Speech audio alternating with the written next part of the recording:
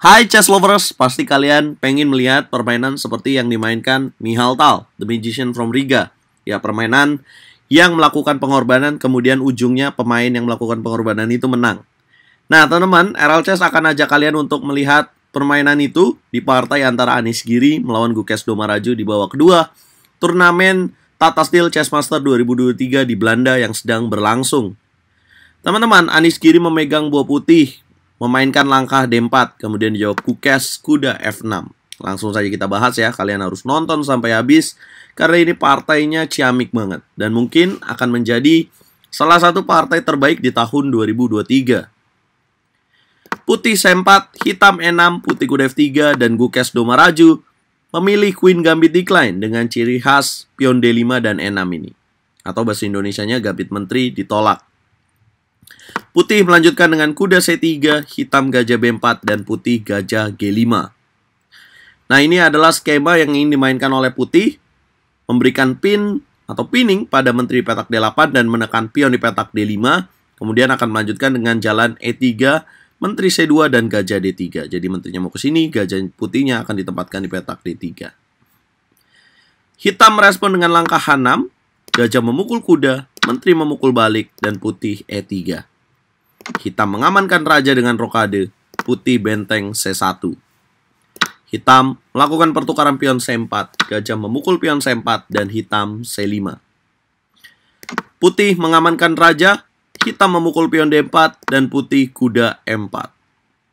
Hitam menteri E7, putih mengancam gajah, gajah mundur ke petak A5, pion memukul pion D4.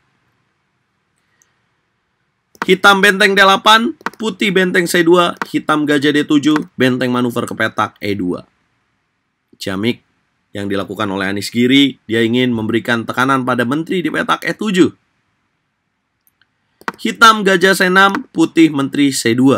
Hitam gajah B6, putih benteng F ke petak E1. Yap teman-teman, Anies Giri memang memberikan pion di petak D4. Dan ini merupakan pion racun. Kalau gajah memukul pion D4, maka putih akan menyiapkan langkah kuda ke petak G5. Boom! Yang kalau dimakan, karena di sini ada ancaman menteri ke petak H7, kemudian skakmat menteri H8. Kalau dimakan, maka putih akan memainkan langkah benteng memukul memukul pion di petak E6. Boom! Kalau dimakan, makan lagi benteng memukul pion E6, akan ada ancaman discover check, open skak yang sangat bahaya sekali. Contoh, kalau misalkan menteri F7, apa jalan yang akan dimainkan oleh putih? Benteng E7. Yap. Bagaimana jika menteri ke petak F8? Apa langkah yang akan dimainkan oleh putih? Maka menarik benteng ke petak E2. Kalau raja geser ke petak H8, maka kuda memukul pion G5, ancaman skakmat petak G6, dan hitam G6. Menteri memukul pion G6. Ya, inilah yang akan terjadi, dan kalaupun dia gajah memukul pion F2, maka benteng memukul, benteng D1, masih ada tutup gajah F1. Ya, kita back to the game. Kemudian Gukesh Domaraju memainkan langkah raja H8. Boom, dan ini blunder lagi guys. Karena ini tidak menghilangkan ancaman dari Anies Giri dengan melakukan pengorbanan kuda E ke petak G5. Kuda dikorbankan dengan ancaman skakmat di petak H7, hitam memukul kuda, putih benteng memukul pion E6, pion memukul benteng, benteng memukul pion, menteri memukul benteng, gajah memukul menteri, gajah memukul kuda F3, dan kemudian putih menteri F5. Hitam gajah E4, putih menteri memukul gajah karena ada ancaman skakmat dengan menteri ke petak H3, raja dibatasi oleh gajah, menteri memukul gajah, benteng memukul pion D4, dan putih menteri F3.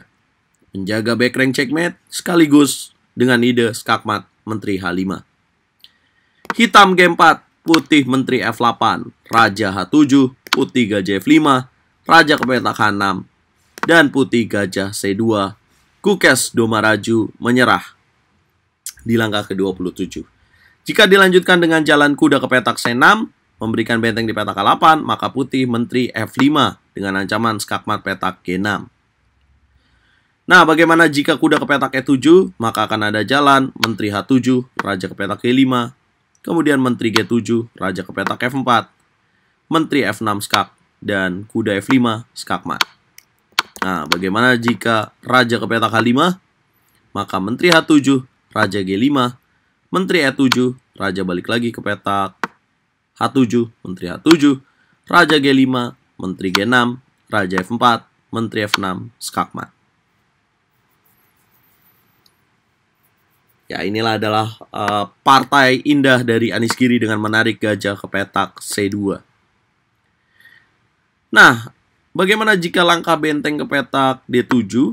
Penasaran pastinya, maka akan ada jalan menteri F4 skak, raja ke petak H5, akan ada menteri F5, G5, menteri G6, raja H4 skak mat, menteri H6.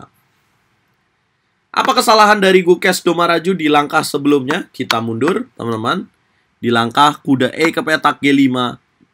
Apa sih langkah terbaiknya? Yang di sini udah unggul buat putih ya, teman-teman. Kalaupun dia menjalankan langkah G6, maka Anies Giri akan benteng memukul pion E6. Boom. Pion memukul balik, dan putih akan memainkan langkah benteng E6. Menteri ke petak G7, benteng memukul pion G6, menteri ke petak F8, akan ada kuda F7, raja H7, benteng H6, raja G7, skak mat, menteri G6. Masalahnya teman-teman, yang jadi masalah buat Gukes Domaraju di sini gajahnya juga udah siap dari Anies Giri. Makanya dia melakukan pengorbanan seperti ini. Dan kesalahan dari Gukes Domaraju ini adalah tentang pengembangan buah yang terlambat ya teman-teman. Kita bisa lihat bahwa kuda dan benteng di sini belum teraktivasi teman-teman. Jadi lambat, harusnya kuda ini sudah berada di petak F6. Jadi kemungkinan pengorbanan kuda ke petak G5 tidak bisa terjadi, guys. Nah, kalau kita lanjutin di sini, bagaimana jika menterinya menghindar ya ke petak F8? Maka akan ada jalan kuda memukul pion G5. Kalau G6, ini akan dimakan juga. Makan, ancaman skak mat di petak H7. Kalau dijaga dengan benteng D7, maka benteng E8. Sini, guys. Nah, kalau menteri G8, menteri ke petak G7, maka menteri H5 ya skak mat ya. Teman-teman. Nah, setelah makan, kemudian kalau misalkan dia jalan lain seperti jalan menteri ke petak F8 sama juga, teman-teman, akan ada kuda G5 juga. Ini ancamannya sini. Kalau G6 sama seperti tadi, menteri G6. Ya. Jadi kesalahan di langkah sebelumnya ya, yang harusnya tidak menjalankan langkah raja ke petak H8. Atau kalau kita balik mundur lagi setelah menteri C2, Gukes Domaraju bisa memainkan langkah benteng C8 untuk memberikan tekanan pada menteri C2. Gitu, guys. Kalau menterinya mundur di sini, maka akan ada jalan, gajah memukul E4, jatuh ya. Nah, kalau misalkan dia melakukan pengorbanan, ini belum siap ya, teman-teman, karena akan dimakan aja. Oke, jadi harusnya benteng C8 terlebih dahulu. Ya, itulah teman-teman. Sekali kita tidak akurat dan terlambat dalam pengembangan buah, inilah yang terjadi teman-teman. Makanya prinsip dasar bermain catur harus mengembangkan buah dulu supaya kita siap ketika terjadi serangan dari lawan. Lihat, putih sudah siap semua perwiranya, pengembangannya bagus, dan dia langsung melakukan pengorbanan ketika hitam belum siap. Ya, teman-teman, gimana komentar kalian buat game ini? Coba nilai dari skala angka 1 sampai 10. Jangan lupa bantu video ini berkembang dengan cara like, share, komen, dan subscribe. Jangan lupa kita nonton lanjutan Tata Steel Master nanti malam lagi teman-teman, jam 8 waktu Indonesia Barat.